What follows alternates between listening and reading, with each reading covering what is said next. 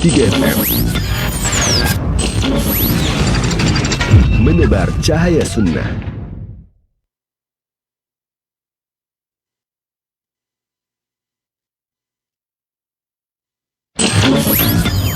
Kajian Islam ilmiah di Roja TV dan Radio Roja.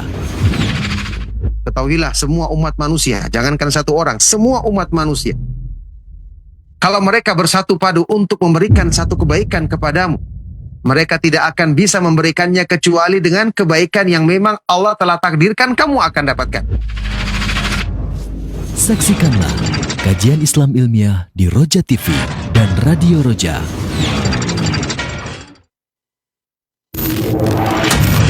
Roja TV, saluran tiruah Al-Quran dan kajian Islam.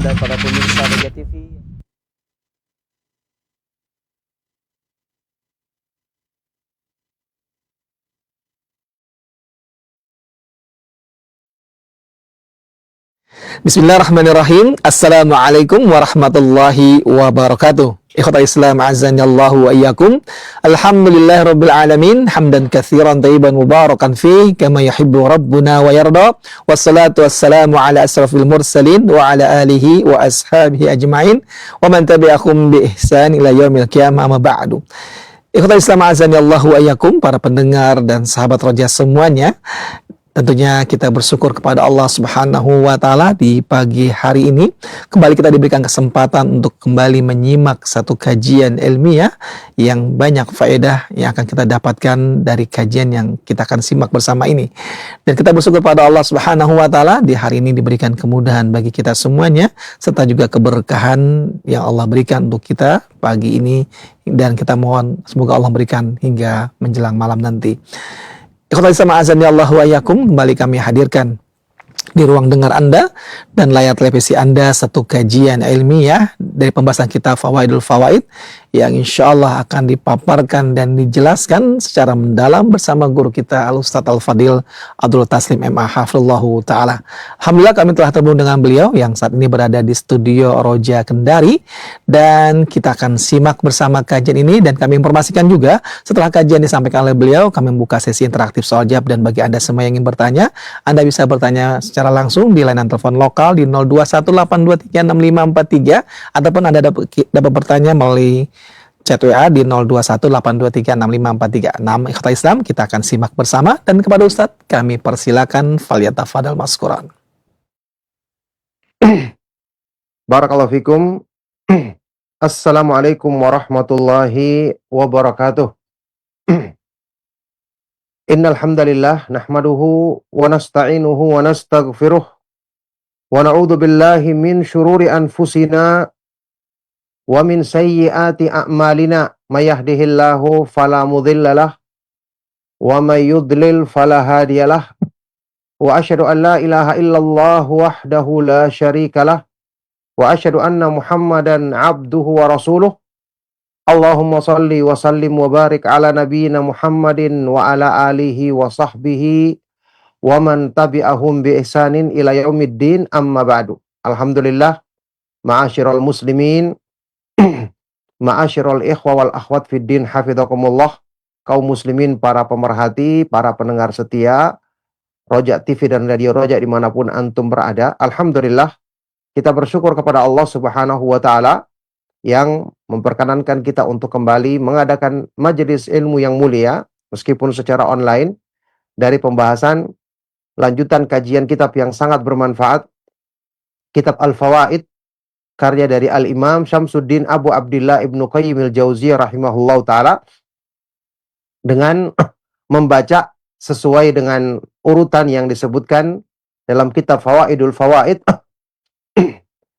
yang saat ini kita masih melanjutkan pembahasan tentang Al-Quran dan tafsirnya. Kita masih berada di pembahasan di firman Allah Subhanahu wa Ta'ala di surat Qaf, ya, ketika Allah Subhanahu wa Ta'ala menjelaskan tentang keberadaan Al-Qarin bagi manusia yang akan membawanya nanti ketika menghadap Allah Subhanahu wa Ta'ala, dan akan menjelaskan atau menjadi pencatat amal-amal yang dilakukan oleh manusia ketika dia berada di dunia.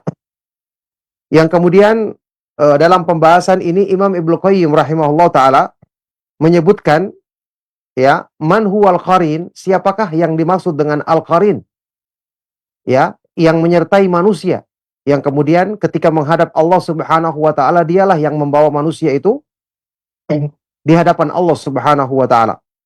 Baik, jadi man huwal qarin, siapakah dengan al-qarin, makhluk yang menyertai manusia di dalam ayat ini, ya, ini karena ada yang mengatakan itu adalah malaikat, ada juga yang mengatakan yang lainnya. Baik.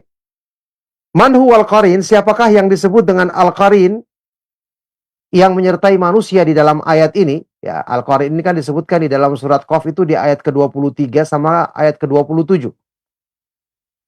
Wa qala qarin, a'udzubillahi minasyaitonir rajim, wa qala qarinuhu hadza ma ladayya atid alqiya fi jahannam kulla kaffarin anid. Dan qarin, yakni yang menyertainya, berkata kepada Allah Subhanahu wa taala, hadza ma ladayya atid, inilah apa yang ada pada aku siap. Tentang apa yang diperbuat manusia ini sudah saya persiapkan semua. Kemudian di ayat ke-27, qarin ini juga berkata di hadapan Allah Subhanahu wa taala, qala qarinuhu rabbana ma atghaituhu walakin kana fi dhalalim ba'id. Qarin ini juga berkata di hadapan Allah Subhanahu wa taala, wahai Rabbku, aku tidak menyesatkannya, aku tidak melampaui batas terhadapnya, akan tetapi dia sendiri yang memang di dalam kesesatan yang nyata. Maka siapa yang dimaksud dengan al-qarin di dua ayat ini? Ibnu Qayyim rahimahullah taala menjelaskan, qala ta'ifatun, sekelompok dari para ulama ada yang menafsirkan ayat ini, bal qarinuhu huna huwal malak. Ya, yang dimaksud dengan qarin di ayat ini adalah malaikat yang menyertai manusia itu. Malaikat yang selalu menyertai manusia sehingga mencatat amal-amal perbuatannya, mengetahui apa yang dilakukan oleh hamba ini, fayadda'i alaihi annahu, yang kemudian manusia ini yadda'i alaihi annahu zada alaihi fima katabahu alaihi wa tagha, yang kemudian hamba ini mengaku di hadapan Allah, menuduh malaikat ini, ketika malaikat ini melaporkan tentang perbuatannya di hadapan Allah Subhanahu wa taala, dan tentu Allah Maha tahu segala sesuatu, ya. Allah Subhanahu wa taala menjadikan ada malaikat yang menyertai manusia untuk menegakkan keadilan nanti di hadapan hamba-hambanya pada hari kiamat. Jadi hamba ini mengaku di hadapan Allah bahwa malaikat ini telah melebih-lebihkan dalam mencatat amal perbuatannya dan melampaui batas. Wa annahu lam yaf'al dzalika kullahu, dan dia mengaku di hadapan Allah dia tidak pernah melakukan semua itu. Wa annahu a'jalahu likitabatin anit taubati wa lam yumhilhu hatta yatub. Jadi dia menuduh malaikat ini tidak jujur dalam mencatat amalnya, dilebihkan dari apa yang sepantasnya dicatat. Kemudian malaikat ini melampaui batas. Jelas ini tuduhan dusta semua pastinya. Ya. Dan Allah Maha mengetahui karena Allah Maha melihat, mengetahui semua perkara yang gaib. Kita yakini seperti itu.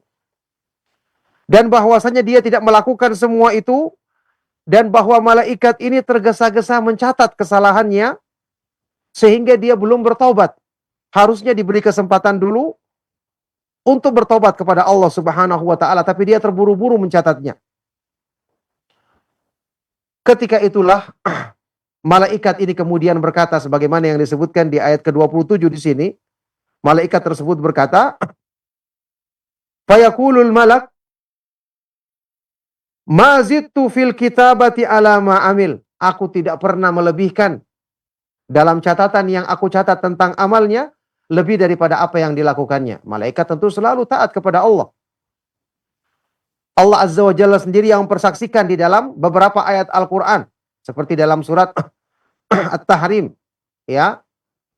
La ya'sunallaha ma amarahum wa yaf'aluna ma yu'marun. Mereka, para malaikat, tidak pernah durhaka, tidak pernah berbuat maksiat. terhadap apa yang Allah perintahkan dan mereka selalu mengerjakan apa yang Allah perintahkan. Wala ujiluhu anit taubah, dan saya tidak pernah terburu-buru mencatat atau tidak memberikan kesempatan bertobat baginya. Walakin kana fi dhalalim ba'id, tapi akan tetapi dia sendiri ini yang memang di dalam kesesatan yang nyata. Dia sendiri yang melakukan pelanggaran, dia sendiri memang seseorang yang tidak mau melakukan kebaikan-kebaikan, banyak berbuat maksiat. Naudzubillahi min dzalik. Ya, makanya malaikat ini seperti yang disebutkan di surat Qaf tadi ayat ke-37 mengatakan, Rabbana ma atghaituhu walakin kana fi dhalalim ba'id. Wahai Rabb kami, wahai Rabbku ya Allah, aku tidak pernah melampaui batas terhadapnya. Tapi dia sendiri yang memang di dalam kesesatan yang nyata. Ketika itulah fayaqulur Rabbu ta'ala, Allah Subhanahu wa ta'ala berfirman, qala la tahtasimu ladayya wa qad qaddamtu ilaikum bil wa'id. Allah Subhanahu wa ta'ala berfirman, ya, la tahtasimu ladayya, janganlah kalian berdebat di hadapanku, karena sungguh aku telah memberikan peringatan kepada kalian sebelum ini. yakni tidak perlu ada perdebatan karena telah diutus para nabi dan para rasul alaihi wassalatu wassalam dari sisi Allah Subhanahu wa ta'ala. Allah Subhanahu wa ta'ala telah menurunkan kitab-kitab dari sisinya untuk memberikan peringatan kepada manusia tentang balasan di hari kebangkitan. Balasan di hari kiamat ini. Jadi ini pendapat yang mengatakan bahwa qarin di sini maksudnya adalah para malaikat yang Allah Subhanahu wa ta'ala jadikan untuk menjaga dan mencatat perbuatan hamba-hambanya. Baik.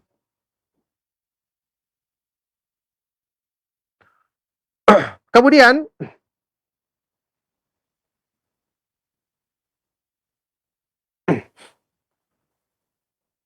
pendapat ini setelah itu dikuatkan oleh Imam Ibnu Qayyim rahimahullah ta'ala, bahwa pendapat inilah yang insya Allah lebih dekat dengan kebenaran.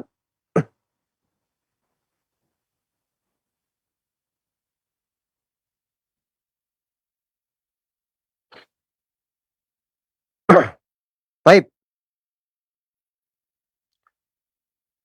Beliau menjelaskan di sini selanjutnya, wa qad akhbara subhanahu an ikhtisamil kuffari wasyayatini baina yadayhi fi suratay Shaffat wal A'raf. Di dalam Al-Quran, Allah Subhanahu wa ta'ala telah menceritakan tentang ikhtisam, ya, perdebatan, ya, pertengkaran antara orang-orang kafir dan syaitan yang selalu menggoda mereka sewaktu di dunia. Mereka bertengkar, berdebat di hadapan Allah Subhanahu wa ta'ala pada hari kiamat nanti, sebagaimana yang Allah kisahkan di dua surat dalam Al-Quran, surat As-Saffat dan surat Al-A'raf. Kemudian wa akhbar an ikhtisamin nasi baina yadayhi fi surat Az-Zumar. Perdebatan atau pertengkaran di antara manusia juga Allah sebutkan pada hari kiamat nanti di surat Az-Zumar. Wa akhbar an ikhtisami ahli nari fiha fi surati Syu'ara wa surati Sad. Sebagaimana di surat yang lain, di surat Asy-Syu'ara dan surat Sad, Allah Subhanahu wa ta'ala juga mengabarkan tentang perdebatan atau pertengkaran antara penduduk neraka sendiri. Naudzubillahi min dzalik, di antara mereka di dua surat tadi, surat Asy-Syu'ara dan surat Sad. Ya, makanya di ayat ini pun, di surat Qaf ini, Allah Subhanahu wa ta'ala menyebutkan tentang perdebatan atau pertengkaran antara qarin yang merupakan malaikat tadi dengan hamba yang selalu disertainya ketika di dunia. Ya, jadi ya pastinya setiap orang akan berkilah di hadapan Allah Subhanahu wa ta'ala, tapi Allah Subhanahu wa ta'ala tidak akan mungkin ada kedustaan di hadapannya, sebagaimana kalau kita di hadapan manusia, ketika kita dihadapkan misalnya di hadapan, ya, ini pihak yang berwenang misalnya, atau di depan seorang raja, kita bisa berdusta, kita bisa berkelit. Tapi di hadapan Allah Subhanahu wa taala yang Maha mengetahui perkara yang gaib, tentu hal ini tidak bisa dilakukan. Baik. Makanya setelah itu Allah Subhanahu wa taala berfirman di ayat berikutnya, "Ma yubaddalul qawlu ladayya wa ma ana bidzallamin lil 'abid." Ucapan tidak akan bisa dirubah di hadapanku. Ya. Dan aku sama sekali tidak mendolimi hamba-hambaku. Tidak ada satupun yang bisa dirubah di hadapan Allah Subhanahu wa taala. Tidak ada bisa yang berdusta di hadapan Allah Subhanahu wa taala. Baik. Kemudian diterangkan di sini, tabdilul qauli indallah, merubah ucapan di hadapan Allah. yakni merubah kenyataan di hadapan Allah Subhanahu wa taala. Thumma akhbara subhanahu annahu la yubaddalul qawlu ladaihi. Di ayat yang tadi, di ayat kelanjutannya, Allah Subhanahu wa taala mengabarkan bahwa tidak ada yang bisa merubah ucapan di hadapan Allah. Tidak ada yang bisa berdusta, menambah atau mengurangi atau mengaku tidak melakukan perbuatan padahal sudah tercatat. Ini maksudnya, fakila ada yang mengatakan al-muradu bidzalika qauluhu, maksudnya di sini adalah apa yang disebutkan dalam firman Allah di ayat yang lain. yakni ketetapan Allah tidak akan bisa berubah. Seperti yang Allah sebutkan di dalam surat Hud ayat 119, yaitu la'amla'anna jahannama minal jinnati wan nasi ajma'in.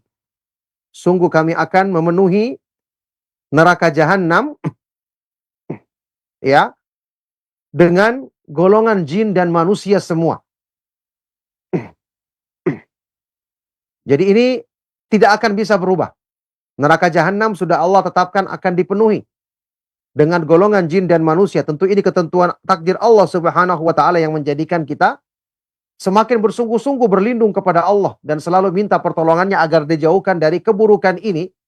Yang kita semua yakin ketentuan takdir Allah Subhanahu wa taala tidak bertentangan dengan apa yang Allah sebutkan dalam syariatnya tentang sebab-sebab yang menyelamatkan kita dari azab neraka, perintah atau larangan Allah untuk mendekati perbuatan-perbuatan yang menjerumuskan kita dalam kebinasaan ini, kemudian perintah Allah untuk kita melakukan kebaikan-kebaikan yang memudahkan kita untuk meraih surga Allah Subhanahu wa taala, tentu dengan rahmat dan karunia-Nya.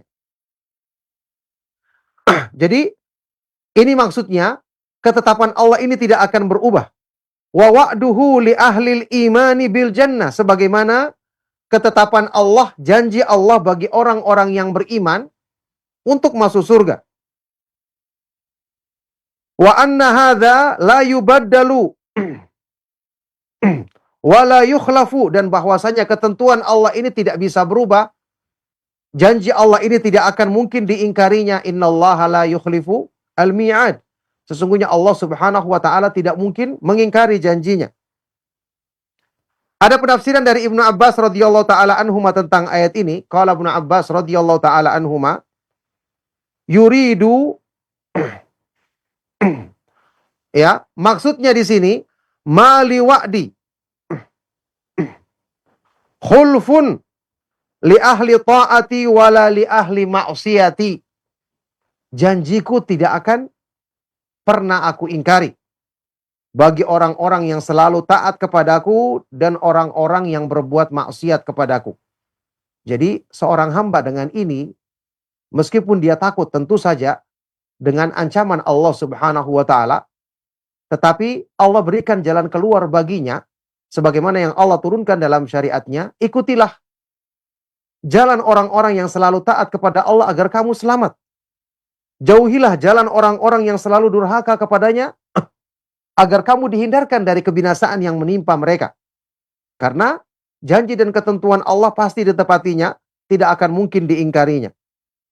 Jadi seperti penafsiran dari Ibnu Abbas radhiyallahu taala anhuma, ya, berarti ini tidak bertentangan tadi dengan keyakinan takdir Allah Subhanahu wa taala bahwa Allah telah menetapkan surga dan penghuninya, demikian pula neraka.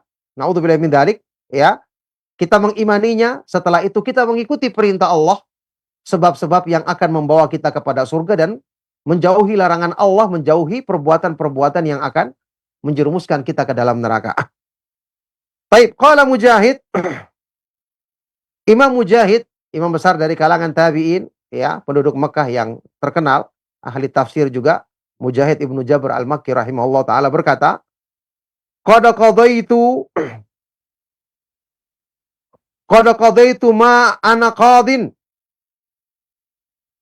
Maksudnya ayat ini, aku telah menetapkan ketentuan yang aku tetapkan, tidak akan bisa berubah. Maksudnya begitu.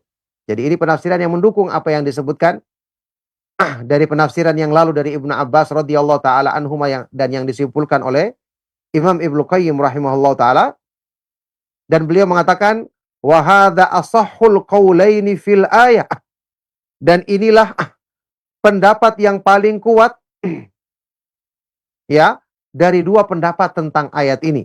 Tafsir yang paling kuat dari dua tafsir yang disebutkan tentang ayat ini.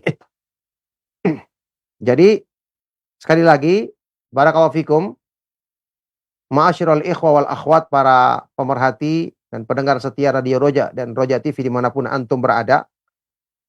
Jadi ayat ini menegaskan tentang ketentuan Allah Subhanahu wa taala yang tidak bisa berubah, sekaligus janji dan ancamannya tidak akan berubah. Maksudnya janji kepada orang-orang yang taat kepadanya dan pelaku maksiat. Sehingga orang yang berbuat maksiat pun saat ini masih bisa mendapatkan janji kebaikan dari Allah. Dengan cara apa? Dia meninggalkan maksiatnya. Dia segera bertobat dan kembali kepada Allah Subhanahu wa taala, karena Allah Subhanahu wa taala mencintai hamba-hamba yang bertobat. Berarti orang yang bertobat yang tadinya dia termasuk orang yang mendapatkan ancaman, dengan izin Allah dia menjadikan dirinya termasuk ke dalam golongan orang-orang yang mendapatkan janji kebaikan dari Allah Subhanahu wa taala. Innallaha yuhibbut tawwabina wa yuhibbul mutatahhirin. Sesungguhnya Allah Subhanahu wa taala mencintai orang-orang yang selalu bertobat dan orang-orang yang selalu mensucikan dirinya. Jadi ini sekali lagi menunjukkan kepada kita, ya, motivasi untuk selalu melakukan kebaikan-kebaikan. Kalaupun terjerumus ke dalam keburukan, segera bertobat dan kembali kepada Allah Subhanahu wa taala. Itu tentu pendapat yang kita katakan tadi, pendapat yang terkuat dan yang paling benar tentang ayat ini dari dua pendapat. Ya, pendapat yang kedua, wa fiha qaulun akhar. Ya, pendapat yang lain yaitu annal makna ayat ini ma yughayyaru ma yughayyarul qawlu indi bil kadhibi wat talbisi kama yughayyaru indal muluki wal hukam. Pendapat yang kedua mengatakan maksudnya di sini ketentuan atau ucapan tidak akan bisa dirubah di sisiku. Apa yang sudah diucapkan, apa yang sudah dicatat tidak akan bisa dirubah di sisiku dengan berdusta atau dengan talbis, mencampur adukannya. Sebagaimana hal ini, ya, sesuatu itu, ucapan itu bisa dirubah di hadapan para raja yang ada di dunia atau para penegak hukum. Yakni ketika orang datang dan dituntut dengan tuntutan, dia mengatakan saya tidak melakukan, atau dia berdusta atau mengadakan pengkaburan, di hadapan manusia terjadi. Karena manusia tidak mengetahui perkara yang gaib, tidak mengetahui apa yang tersembunyi dalam hati manusia. Adapun Allah Subhanahu wa taala adalah alimul ghaibi wasyahadah, maha mengetahui perkara yang nampak maupun tersembunyi. Innahu alimun bidzatis sudur, sesungguhnya dia maha mengetahui apa yang tersembunyi dalam hati manusia, dalam dada manusia. Nah, fayakunul muradu bil qawli qaulal muhtasimin. Ya, maka berarti maksudnya ucapan di sini adalah ucapan orang yang berdebat tadi, orang yang bertengkar tadi. Ini ucapan hamba-hamba ketika di dunia. Ya, adapun untuk pendapat yang sebelumnya kan itu maksudnya al-qaul, ketetapan Allah, ketentuan dari Allah. Untuk pendapat yang kedua berarti ini di sini adalah ucapan dari hamba yang kemudian bertengkar, ya, dengan malaikat yang mencatat amal-amalnya tadi. Wa huwa ikhtiyarul Farra'i wa Ibnu Qutaibah. Yang pendapat ini dipilih oleh Imam Al-Farra' dan Imam Ibnu Qutaibah rahimahumullahu taala. Ya, Al-Farra ketika menafsirkan ayat ini berkata, al-ma'na ma yukadzabu indi li ilmi bil ghaib. Tidak ada orang yang bisa berdusta di hadapanku. Ya, tidak ada orang yang bisa mendustakan orang lain di hadapanku. Karena aku mengetahui perkara yang gaib. Wa qala Ibnu Qutaibah, adapun Ibnu Qutaibah berkata tentang ayat ini, ai ma yuharraful qawlu indi wa la yuzadu fihi wa la yunqasu minhu. Artinya ayat ini tidak ada yang bisa merubah satu ucapan di hadapanku. Tidak ada juga yang bisa menambah atau menguranginya. Qala li'annahu qal ya, dia berkata karena Allah Subhanahu wa taala berfirman, al-qawlu indi li'annahu al-qawlu indi wa lam yakul qawli. Karena di sini Allah mengatakan al-qawlu indi, ucapan di sisiku. Tidak akan bisa dirubah. Allah tidak mengatakan ucapanku. Yani, maka dengan ini maksudnya adalah ucapan manusia. Tidak akan bisa dirubah. Apa yang kenyataan yang dia lakukan tidak akan bisa ditambah atau dikurangi. Sebagaimana yang disebutkan di ayat sebelumnya. Ya, ini yang dipilih oleh dua imam tadi. Imam Al-Farra dan Imam Ibnu Qutaibah rahimahumallahu ta'ala. Nah, oleh karena itu ini juga ya, jadi kita perhatikan ini penjelasan yang sangat menarik tentang ayat ini. Ketika kita mengetahui penafsirannya yang benar, baik kita menguatkan pendapat yang pertama atau yang kedua, tentu kedua-duanya benar. Ya, sehubungan dengan tadi apa yang kita sebutkan, ketika malaikat menghadapkan di hadapan Allah hamba yang selalu disertainya di dunia, manusia yang selalu disertainya di dunia, kemudian manusia ini menuduh malaikat menambah, mengurangi, Allah langsung membantahnya. Tidak mungkin ya ada ucapan yang ditambah atau dikurangi, didustakan di hadapanku, karena Allah Maha mengetahui perkara yang gaib, tidak ada yang tersembunyi di hadapannya. Baik. Fa'alal qaulil awal, maka berdasarkan penafsiran yang pertama tadi yang dikatakan oleh Imam Ibnu Qayyim, penafsiran yang paling sahih di antara dua penafsiran ini, berdasarkan penafsiran yang pertama, yakunu qauluhu wa ma ana bidzallami lil abid. Berarti firman Allah ya di akhir ayat ini di surat Qaf ayat 29 ini, di akhirnya Allah berfirman, jadi ma yubaddalul qawlu ladayya wa ma ana bidzallami lil abid. Tidak akan berubah ketentuan di sisiku dan aku tidaklah mendolimi hamba-hambaku. Itu kan penafsiran yang pertama.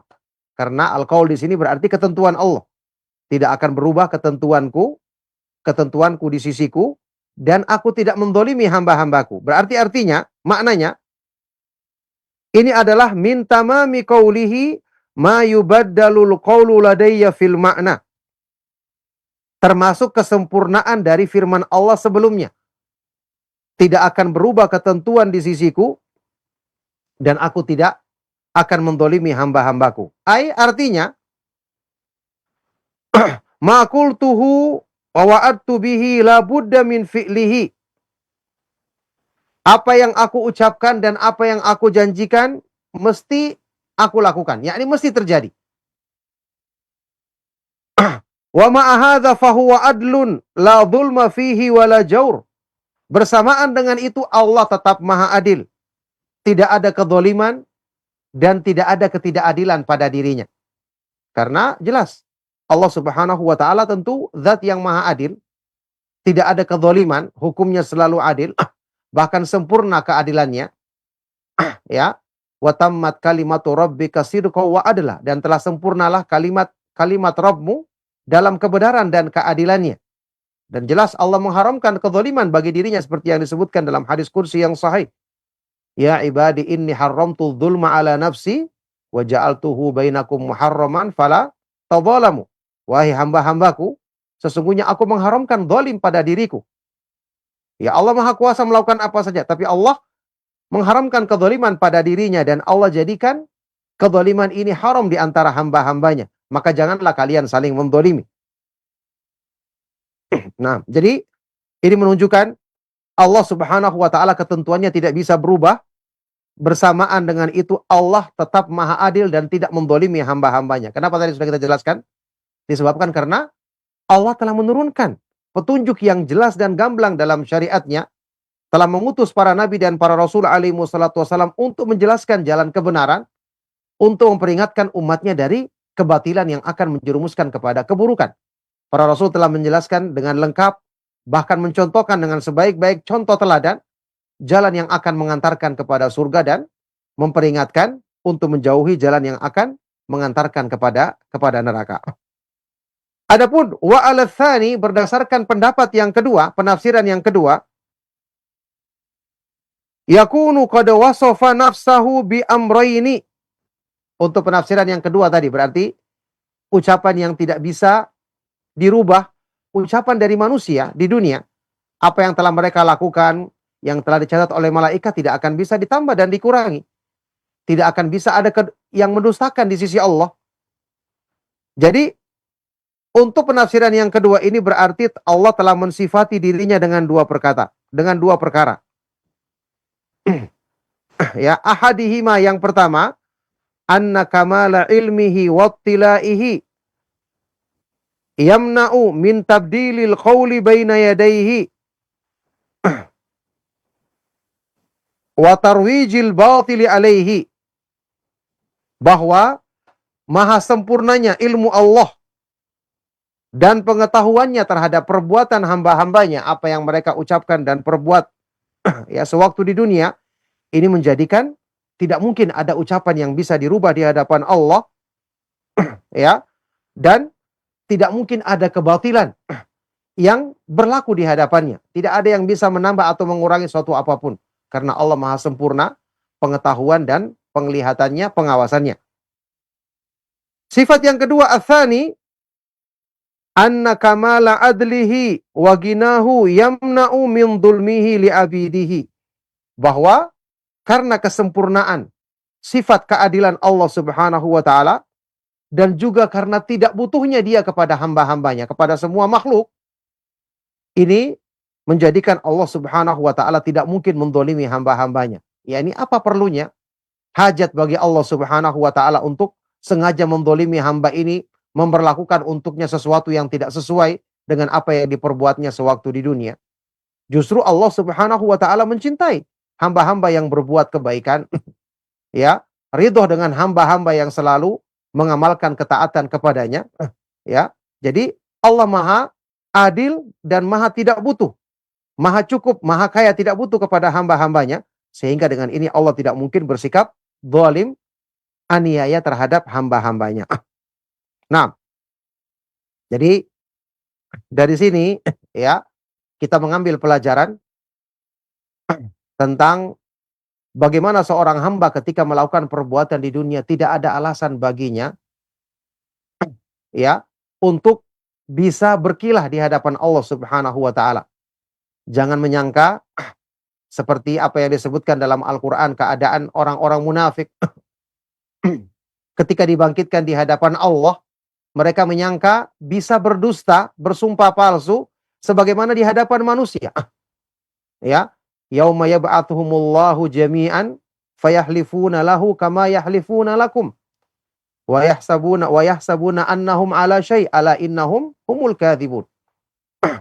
Ketika pada hari kiamat Allah membangkitkan mereka semua, kemudian mereka bersumpah di hadapan Allah dengan sumpah yang dusta. Sebagaimana mereka bersumpah di hadapan orang-orang yang beriman dan bisa memperdaya manusia, karena manusia tidak mengetahui isi hati dan keadaan mereka yang sesungguhnya. Dan dengan sumpah ini mereka menyangka akan mendapatkan sesuatu. Ketahuilah mereka adalah orang-orang yang dusta. Jadi menjadikan kita di dunia ini ketika melakukan perbuatan hendaknya kita tahu itulah yang nanti kita akan pertanggungjawabkan di hadapan Allah Subhanahu wa taala. Dan itulah yang akan mendapatkan balasan yang sempurna di sisinya dengan balasan yang seadil-adilnya. Nah, ini penjelasan dari makna al-qarin yang disebutkan di dalam 2 ayat di surat Qaf tadi. Kemudian, selanjutnya Allah Subhanahu wa taala berfirman di ayat berikutnya, ayat ke-30 surat Qaf, tentang keadaan Jahannam. Naudzubillahi min dzalik. Ya, Jahannam yang demikian luas, dimasukkan penghuninya tetap dia merasa tidak cukup. Ini tentu merupakan kengerian yang dahsyat, yang harusnya kita mempersiapkan diri kita saat ini untuk menghindarkan diri dari keburukan tersebut. Thumma akhbara an sa'ati jahannama wa annaha kullama ulqiya fiha faujun taqulu hal mim mazid. Kemudian Allah beritakan tentang luasnya neraka jahanam. Dan bahwasanya setiap kali dilemparkan ke dalamnya sekelompok dari penghuninya, karena kita tahu penghuni neraka jahanam itu dimasukkannya pun bukan dengan kemuliaan, dilemparkan. Ketika dimasukkan sekelompok orang di dalamnya, penghuninya, naudzubillah min dzalik, neraka tetap mengatakan, hal mim mazid, apakah masih ada tambahan? Ini di surat Qaf ayat ke-30. Menunjukkan kepada kita neraka itu luas. Tidak akan kekurangan tempat, naudzubillah min dzalik, bagi orang-orang yang pantas untuk menempatinya. Ibnu Qayyim di sini mengingatkan wa akhta'a man qala, dan sangat keliru orang yang menafsirkan ayat ini dengan mengatakan inna dzalika lin-nafi. Sesungguhnya firman Allah di sini ya yang menyebutkan tentang ucapan neraka jahanam ini untuk penafian. Hal mim mazid, yakni maksudnya tidak ada lagi tambahan. Jelas ini keliru. Ya. Ai laisa min mazid, yaitu tidak ada lagi tambahan. Saya tidak butuh lagi tambahan, sudah penuh. Wal haditsus sahihu yaruddu hadza ta'wil. Padahal hadis yang sahih jelas-jelas membantah penafsiran ini. Ya tentu sebaik-baik yang menafsirkan ayat Al-Qur'an adalah hadis Rasulullah sallallahu alaihi wasallam, apalagi hadis yang disebutkan di sini adalah hadis yang sahih yang diriwayatkan oleh Imam Al-Bukhari dan Muslim dari Abu Hurairah radhiyallahu taala anhu. Ya, Rasulullah sallallahu alaihi wasallam bersabda, ya, kata Rasulullah sallallahu alaihi wasallam, la tazalu jahannamu yulqa fiha wa hiya taqul hal mim mazid. Senantiasa neraka jahanam itu dilemparkan ke dalamnya penghuninya dan dia selalu mengatakan, apakah masih ada tambahan? Ya, disebutkan dalam riwayat lain, halim talaati, apakah kamu sudah penuh? Maka dia mengatakan hal mim mazid. Disebutkan dalam hadis ini, hatta yadau rabbul izzati 'alaiha qadamahu. Sampai Allah Subhanahu wa taala meletakkan ya qadam, kakinya yang maha mulia di atas neraka jahanam, fayanzawi ba'daha ila ba'd wa taqul qat qat. Maka kemudian neraka pun saling merapat satu sama lainnya dan dia mengatakan cukup cukup ya Rabb. Cukup cukup ya Allah. Di sini kita ambil pelajaran. Ya, neraka jahanam yang luas, ketika sudah penghuninya sudah masuk, Allah Subhanahu wa taala tidak memasukkan makhluk-makhluk yang lain yang memang tidak pantas. Berbeda dengan apa yang disebutkan tentang surga di dalam hadis riwayat Bukhari dan Muslim lainnya. Surga juga Allah beritakan dalam Al-Qur'an, arduha ka'ardis sama'i wal ard, seperti luas langit dan bumi.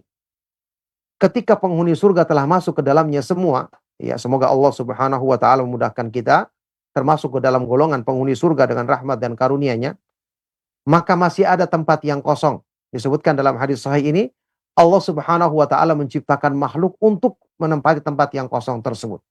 Jadi untuk surga dan kenikmatan Allah tempatkan makhluk yang mendapatkan kemuliaan untuk menempati tempat tersebut. Adapun untuk neraka, Allah Subhanahu wa taala tidak menjadikannya penuh dengan menempatkan hamba-hamba yang tidak pantas untuk menempatinya. Ini menunjukkan luasnya karunia dan rahmat Allah Subhanahu wa taala dan besarnya kasih sayangnya kepada hamba-hambanya. Nah, jadi ini merupakan penjelasan dari keadaan neraka yang tentu menjadikan seorang hamba ya takut kepada Allah Subhanahu wa taala dan mempersiapkan diri melakukan amal-amal kebaikan, menghindari keburukan untuk selamat dari ancaman azab neraka jahanam, tentu dengan selalu berlindung kepada Allah Subhanahu wa taala dan memohon penjagaannya. Baik, barakallahu fikum. Selesai pembahasan yang berhubungan dengan tafsir dari firman Allah Subhanahu wa taala di surat Qaf sampai ayat yang ke-30. Semoga kita bisa mengambil faedah dan manfaat dari apa yang dijelaskan oleh Imam Ibnu Qayyim rahimahullah taala dalam pembahasan ini dan tentu juga semakin menyemangati kita untuk melakukan amal-amal kebaikan dan menjauhi amal-amal keburukan agar kita selamat dan terhindar dari ancaman azab Allah Subhanahu wa taala pada hari kiamat nanti. Barakallahu fikum. Untuk selanjutnya kita buka sesi tanya jawab dari hal-hal yang antum tanyakan. Maka kami persilakan, barakallahu fikum. Sallallahu wasallam wa barak ala nabiyyina Muhammad wa ala alihi wa sahbihi ajma'in. Walhamdulillahi rabbil alamin. Nah Ustaz, jazakumullah khairan, barakallahu fikum atas materi yang telah disampaikan di kesempatan pagi hari ini. Ikhwata Islam azani Allah wa iyyakum, kita telah menyimak bersama pembahasan yang disampaikan oleh Ustaz dan kami membuka sesi interaktif soal jawab bagi Anda semua yang ingin bertanya dalam rangka memperdalam materi yang telah disampaikan oleh Ustaz, dan kami persilakan untuk Anda bertanya secara langsung di 021 823 6543 ataupun Anda dapat bertanya melalui chat WA di 021 823 6543. Nah, kita akan angkat pertanyaan pertama melalui telepon terlebih dahulu. Ya, kami persilakan. Ya, silakan. Assalamualaikum warahmatullahi wabarakatuh. Waalaikumsalam warahmatullahi wabarakatuh. Dengan siapa Bapak dan berada di mana? Rizal di Singkawang, Kalimantan Barat. Silakan Pak Rizal. Assalamualaikum Ustaz. Awan Ustaz ingin menanyakan dikir setelah sholat yang suaranya agak dikeraskan itu implementasinya bagaimana Ustaz? Mohon nasihatnya. Sekon jazakallahu khairan. Assalamualaikum warahmatullahi wabarakatuh. Waalaikumsalam warahmatullahi wabarakatuh. Wa jazakallahu khairan. Dan kepada Ustaz kami persilahkan untuk menjawab. Silakan Ustaz. Iya, barakallahu fiik, pertanyaan sangat baik dari beliau tadi, kalau nggak salah Pak Rizal ya, di Singkawang, Kalimantan. Semoga Allah Subhanahu wa taala senantiasa melimpahkan taufik kebaikan dan penjagaannya bagi beliau dan bagi kita semua. Iya, mungkin yang dimaksudkan oleh beliau tadi adalah hadis ketika Rasulullah Shallallahu alaihi wasallam mendengarkan salat dari dua sahabat, Abu Bakar As-Siddiq radhiyallahu taala anhu dan Umar ibn Khattab. Ketika Rasulullah SAW melihat atau mendengarkan salat malam dari Umar ibn Khattab yang suaranya terlalu tinggi, maka beliau suruh direndahkan sedikit. Kemudian ketika mendengarkan salat dari Abu Bakar As-Siddiq yang suaranya terlalu pelan, maka beliau menyuruh untuk meninggikan sedikit. Ya, sekarang dalam praktek salat, ya kita tahu untuk salat 5 waktu, ya tentu saja dianjurkan ketika salat itu di malam hari, maghrib, isya dan subuh, suaranya dijaharkan, ya kan? Adapun untuk salat di siang hari, yakni salat duhur dan salat asar, maka suaranya dipelankan. Baik, sekarang yang berhubungan dengan salat-salat sunnah di 2 waktu itu, maka kita mengikuti pelaksanaan salat seperti salat wajibnya. Dianjurkan, ini kita katakan anjurkan berarti tidak wajib ya, dianjurkan lebih utama ketika orang melaksanakan salat di siang hari, maka dengan suara yang dipelankan. Salat-salat sunnah di siang hari, kecuali salat-salat sunnah yang berjamaah kayak salat Jumat atau salat Id, itu kan semua dikeraskan karena di sini berjamaah, tujuannya untuk memperdengarkan kepada semua jamaah. Adapun maksudnya salat sendiri, salat sunnah, kalau di siang hari itu ya dipelankan suaranya. Kalau di malam hari dianjurkan untuk suaranya diperdengarkan. Meskipun maksudnya bukan sampai dikeraskan sekali, tapi kita perdengarkan seperti kita melaksanakan salat maghrib atau isya misalnya, tapi dalam hal ini kita perdengarkan untuk diri kita sendiri dan orang di sekitar kita, tidak sampai terlalu keras juga.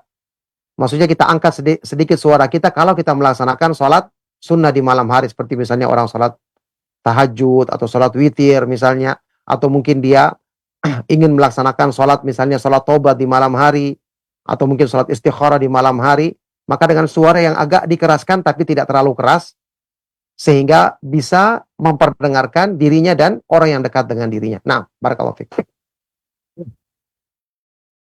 Nah, Ustaz Taufik barakallah, jazakumullah khairan atas jawab yang telah disampaikan Ustaz, dan kita akan angkat pertanyaan dari pesan singkat Ustaz. Ustaz mohon dijelaskan, apakah benar bahwasannya manusia ketika dari kehidupan dunianya mereka akan mengalami beberapa azab?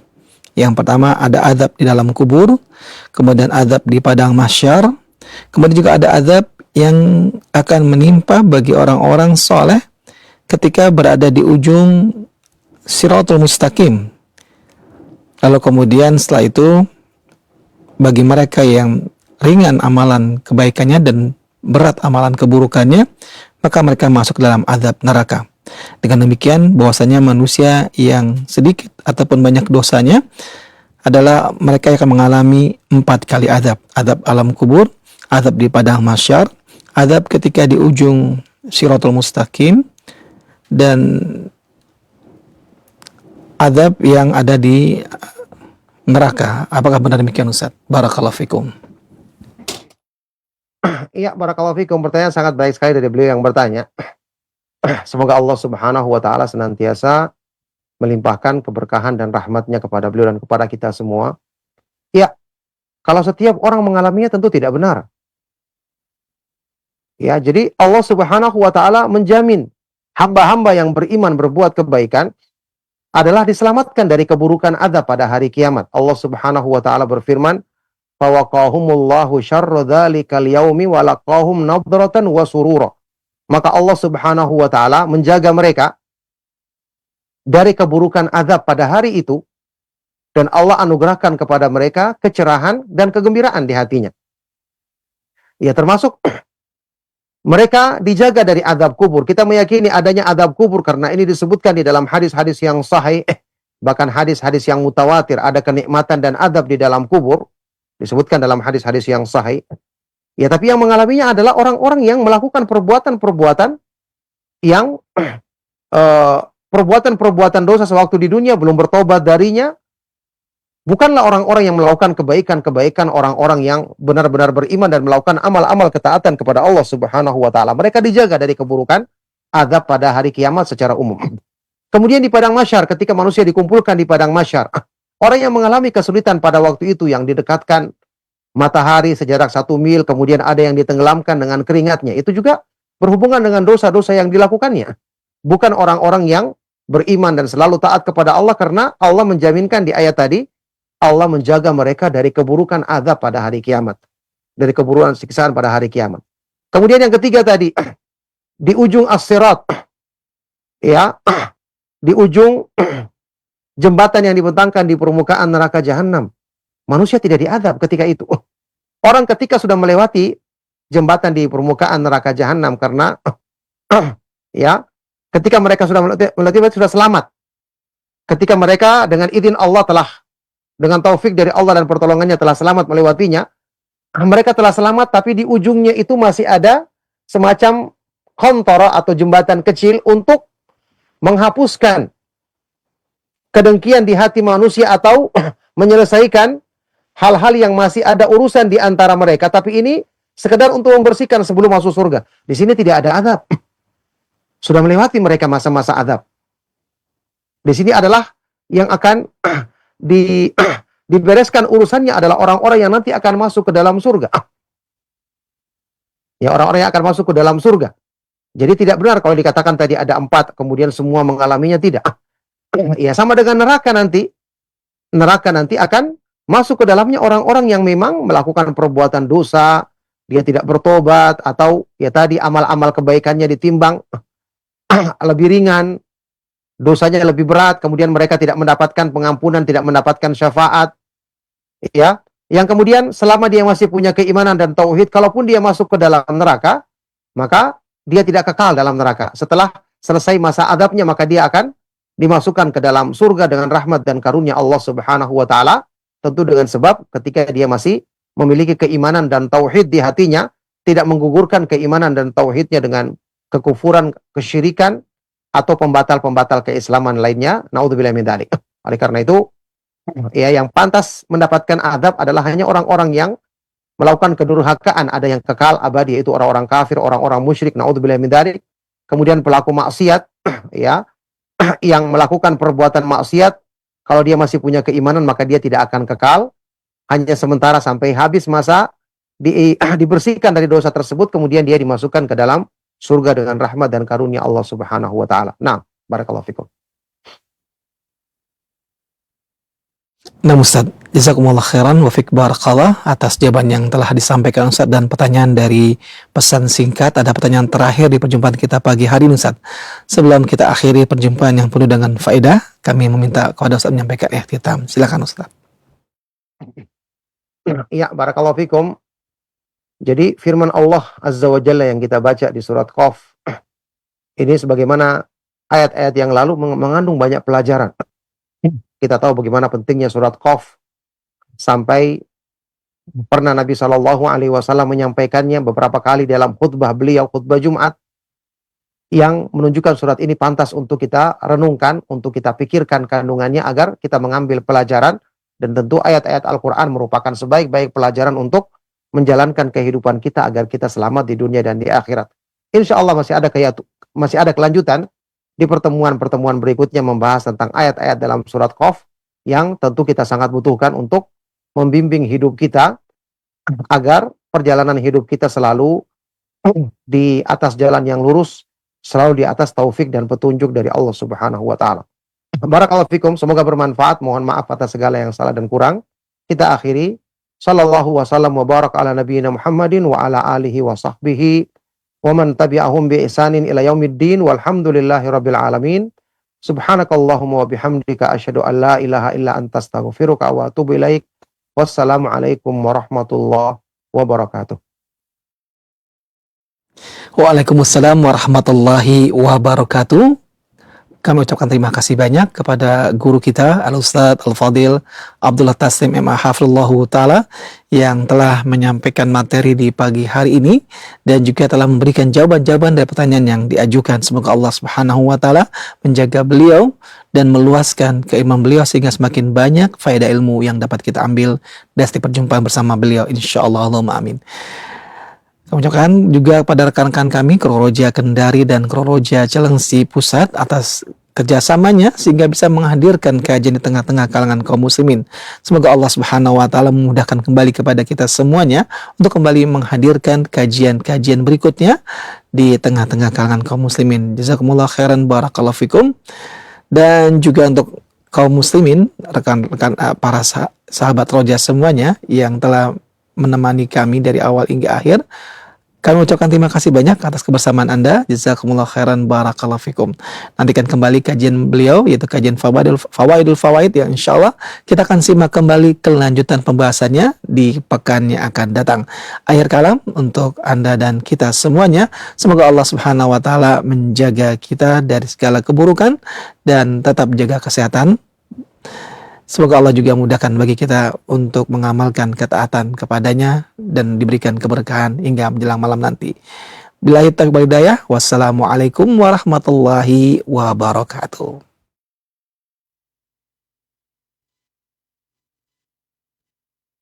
Simak Radio Roja Bogor 100.1 FM, Radio Roja Majalengka 93.1